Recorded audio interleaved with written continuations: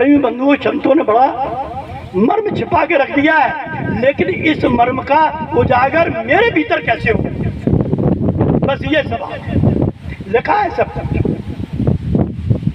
इस लिखी हुए का सारांश साक्षात संत होता है, सारांश होता है।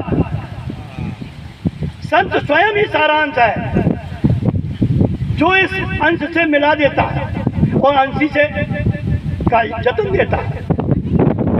ये काम संत के द्वारा हम आपके बीच में होता है।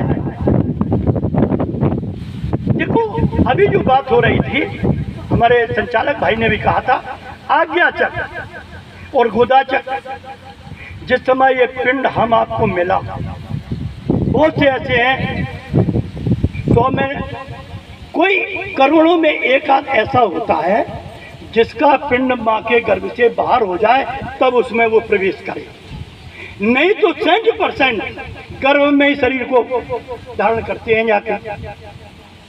तो धारण करने वाला इस शरीर को वो सत्य है, और एक दिन वही शरीर को छोड़ देगा तो ये खत्म हो गया, वो धारण करने वाला सत्य हुआ। हमें उस सत्य जो धारण किए है, आज मुझे शरीर से बैठा ले हुए है, वो कौन बैठा ले हुए है? क्या सांस बैठा रहे हैं कि और कोई है? महाराज जी ने भी कहा था कि श्वास के ऊपर भी कुछ है, हमें उसको समझना है। जिसको एक दुआ कहा था कि जो चेतन का जड़ करे, ये काम प्रैक्टिकली है, जो चेतन का जड़ करे और जड़े करे चेतन, ये दोनों काम हम करने लगे, दोनों काम आप करने लगे कि इस जड़ है ना, ये इस जड़ को चेतन भी किए हुए हो और इस जड़ को जड़ नहीं कर पा रहे, यही तो मजबूरी है ना। जो चेतन का जड़ करे और फिर जड़े करे, इसको जड़ कर दे तो वो चेतन है, और फिर वही चेतन इस जड़ को चेतन कर देता है। जो चेतन का जड़ करे और जड़े करे चेतन, अस समर्थ रघुनायक, वो समर्थ है रघुनायक। समर्थ शब्द छिपाया नहीं है, समर्थ दे दी है कि समर्थ जो है वो रघुनायक है। और भजन जी उठे, ये भजन है, ये भजन तुम्हें जो करवा दे तुम धन हो गए। सुगम है, इससे सरल दुनिया में कोई भक्ति नहीं है। भक्ति इतनी सरल कोई भी चीज नहीं है, लेकिन भक्ति का फार्मूला मिल जाए, 2 गुणा 2 फार्मूला के बराबर 4 होता है। तो हमें 2 गुणा 2 को फार्मूला मालूम हो जाए, सूत्र मालूम हो जाए, सवाल हल हो जाएगा। और सूत्र मालूम नहीं हो, सवाल लगावा लगे हैं, सवाल हल हो नहीं रहा।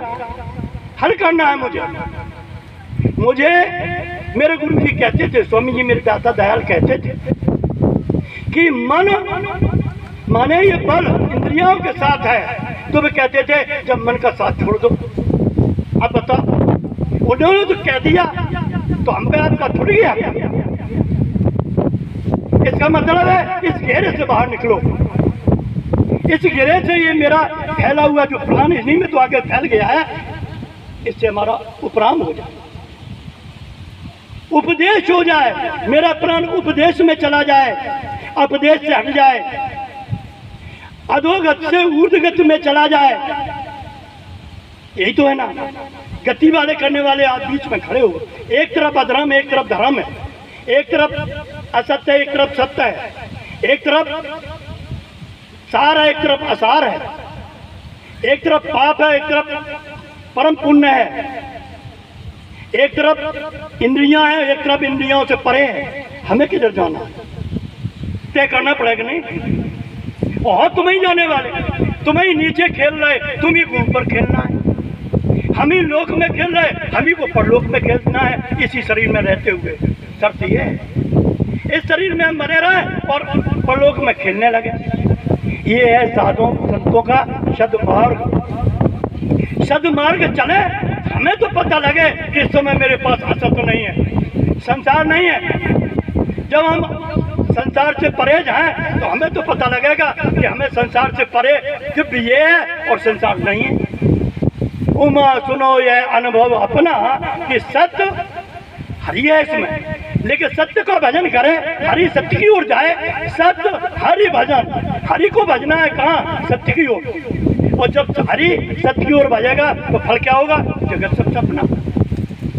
इस हरि को सत्य से, हरि तो है, हरि नहीं तो ये हरे कैसे है? लेकिन ये सत्य की ओर नहीं जा पा रहा, जब मुसीबत है। जो हरि मन के संग लगा घूम रहा, गुलाम हो गया।